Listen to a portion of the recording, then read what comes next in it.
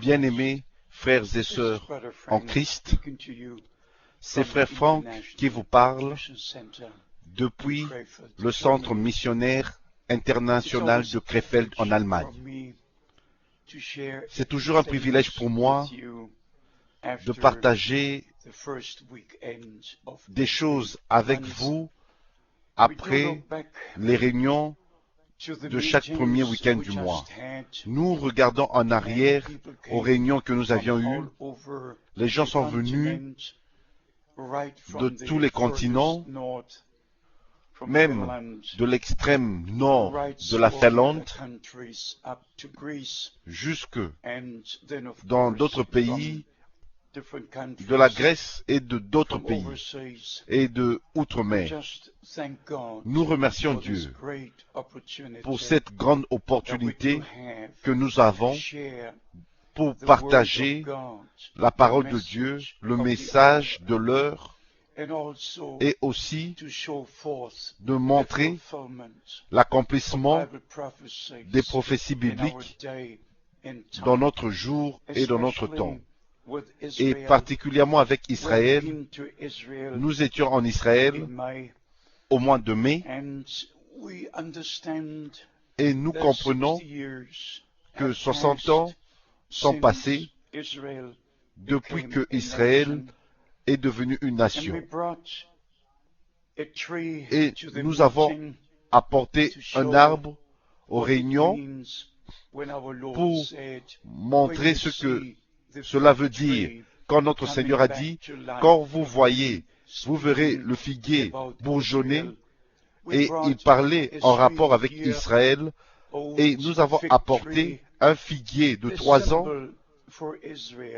qui est le symbole d'Israël, le figuier, pour montrer comment Dieu, dans la simplicité, dans plusieurs images, a parlé des choses réelles qui devaient arriver avec Israël.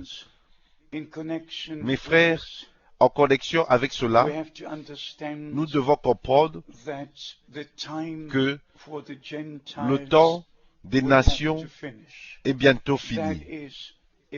Ça, c'est selon plusieurs écritures. Dans Actes, chapitre 15, à partir du verset 13, dans Romains, chapitre 11, et particulièrement le verset 25. Dans Luc chapitre 21, au verset 24, Jérusalem sera foulée aux pieds par les nations jusqu'à ce que le temps des nations arrive à sa fin. Et, chers amis, si vous lisez dans les autres chapitres, quand vous verrez toutes ces choses, quand vous verrez le figuier bourgeonner, redressez-vous et levez votre tête, car votre rédemption est proche. Nous ne pouvons pas aller dans plus de détails sur Israël, mais nous aimons Israël. Nous aimons le Dieu d'Israël. Et l'autre chose, c'est celle-ci, que les négociations sur Jérusalem continuent, avancent de toutes les manières avec les États-Unis, avec la Russie, et même aujourd'hui, en ce temps, notre ministre des Affaires étrangères est à Jérusalem, et le ministre des Affaires étrangères françaises de la France est à Bagdad, et il y a une délégation de 8 personnes de Jérusalem qui sont au Vatican. Des gens ils négocient avec les gens haut placés du Vatican.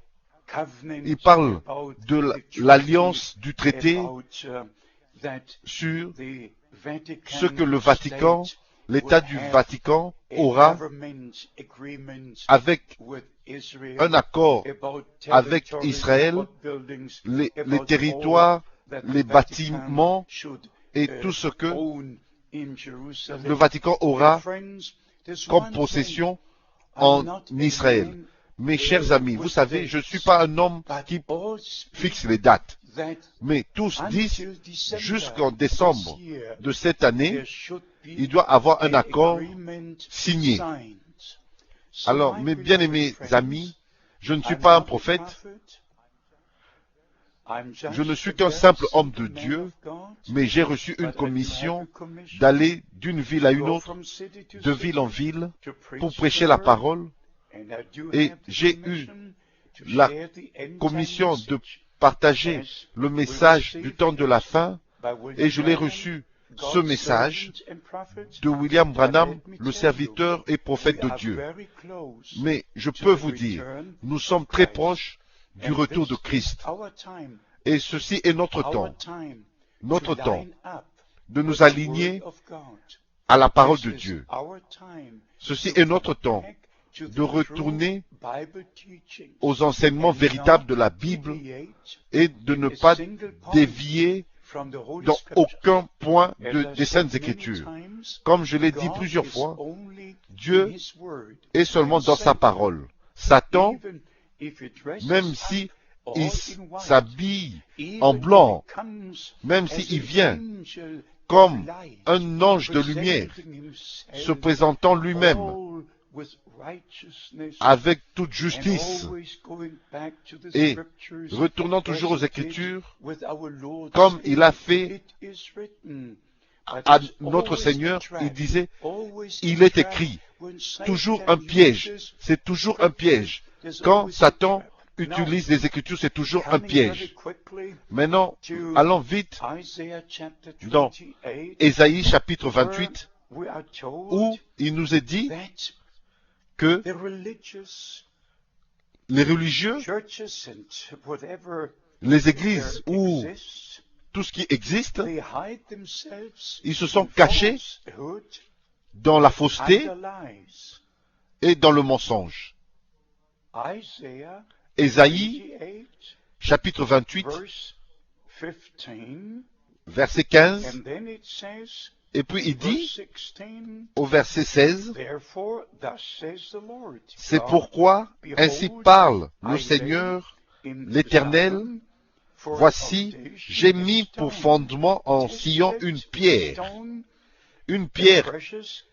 éprouvée, une pierre angulaire de prix solidement posée, celui qui la prendra pour appui n'aura point hâte de fuir. » Et puis il est dit ici, au verset 17, « Je ferai de la droiture une règle, et de la justice un niveau, et de la justice un niveau, de la droiture une règle. » Et écoutez bien cette parole et faites attention. La deuxième partie du verset 17, « Et la grêle emportera le refuge de la fausseté, et les eaux inonderont l'abri du mensonge. » Le vendredi passé, entre 5 heures et 6 heures du matin, nous avons eu une expérience spéciale ici, au centre missionnaire, et dans la ville de Krefeld, dans son ensemble. Soudainement, c'était sombre, et la pluie et la grêle a commencé à tomber. La grêle, des grêlons. En quelques minutes, le sol était recouvert de grêlons, de la grêle, des grêlons, dont certains, la grosseur était aussi grande qu'un œuf. Et, comme j'ai dit, en quelques minutes, tout était recouvert de grêlons. Et la pensée m'est venue des Saintes Écritures, que les jugements arrivent, approchent. Et comme le Seigneur, quand il a appelé son peuple à sortir d'Égypte, le 7e fléau, c'était de la grêle qui tombait. Dans Exode chapitre 9, verset 13, quand Josué a pris la terre promise, encore, de la grêle est tombée. Josué 10, verset 11 au verset 14. Quand les trompettes du jugement, dans Apocalypse chapitre 8, il y a la même chose qui arrive. Quand les deux prophètes auront leur ministère, dans Apocalypse chapitre 11, verset 15 au verset 19, et dans la septième trompette aussi, dans Apocalypse chapitre 16, verset 16 au verset 21. Et le dernier fléau encore. Mais pour moi, c'est vraiment précieux de savoir où placer les choses avant l'enlèvement ou après l'enlèvement. Mais je crois que Dieu est le Dieu de l'ordre. Et tout doit être placé là où ça doit être placé. Nous comprenons aussi que l'Église catholique romaine continue son chemin depuis la visite du pape aux États-Unis. Et maintenant, au vendredi saint, les Juifs ne sont plus maudits, mais la prière qui est faite pour les Juifs, c'est que les Juifs puissent reconnaître le Seigneur Jésus-Christ. Mais l'Église catholique présente Jésus-Christ comme la deuxième personne. Mais Dieu n'est pas Jésus n'est pas une deuxième personne. Dieu n'est pas en deux ou en trois. Mais frère, le temps est là. Le temps est proche. Dieu aura son chemin. Mais premièrement, l'Église épouse doit être achevée. Et puis, le Seigneur nous prendra dans la maison, dans la gloire.